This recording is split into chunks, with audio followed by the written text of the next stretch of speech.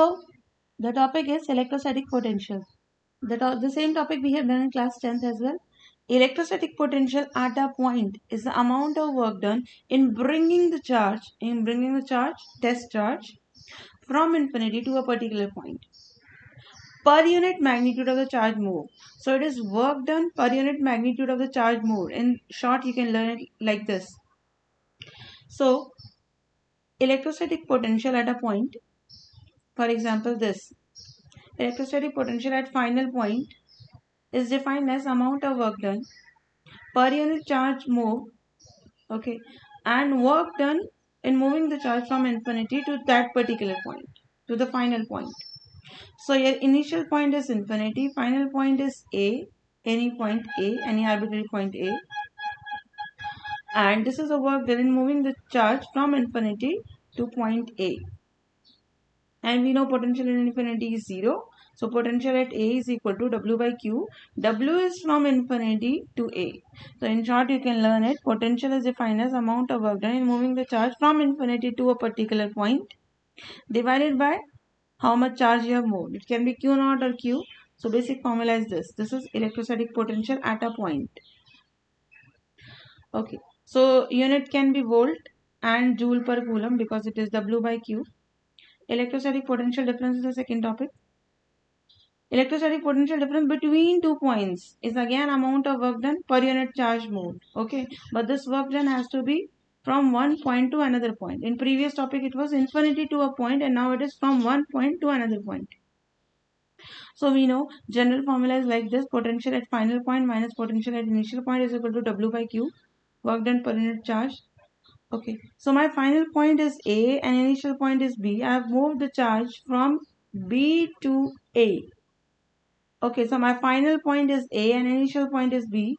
So VA minus VB, potential difference between these 2 points, can be written as amount of work done in moving the charge from B to A divided by Q. From B to A divided by Q.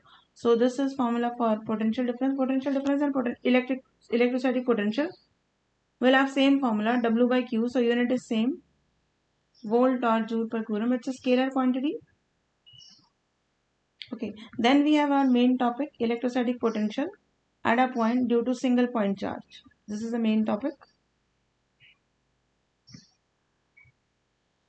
Okay, so due to single point charge, electrostatic potential due to single point charge. So you can see O at O, I have placed capital Q, which is source charge. Right, you can write here Q is source charge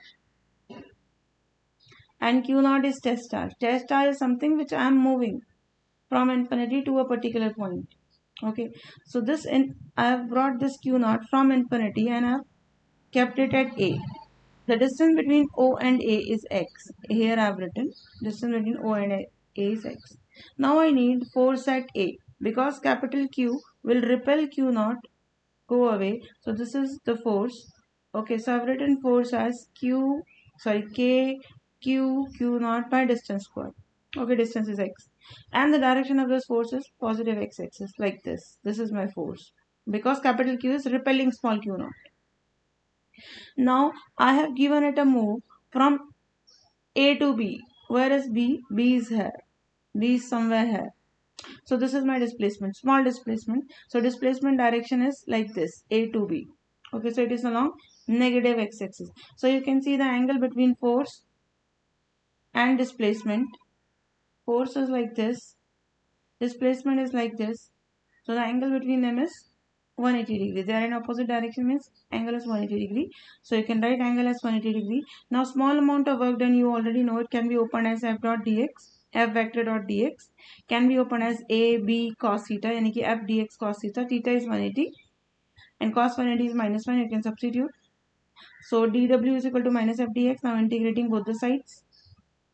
Okay, dw's integration is w, and here I have opened f. What is f? K 1 by 4 pi epsilon naught. K is 1 by 4 pi epsilon naught. Q naught by x square and dx as it is. Now K, Q and Q naught outside, 1 by x square dx. Okay, 1 by x square can be written as x to the power minus 2. Now opening integration means one power is added and divided by increased power. You are adding one power and dividing by increased power. Okay, now if you see that I have put limits because I have moved the charge from infinity to some general point r. From infinity, see the limit to a distance r, and you can see application of limit here as well and here as well, infinity to r.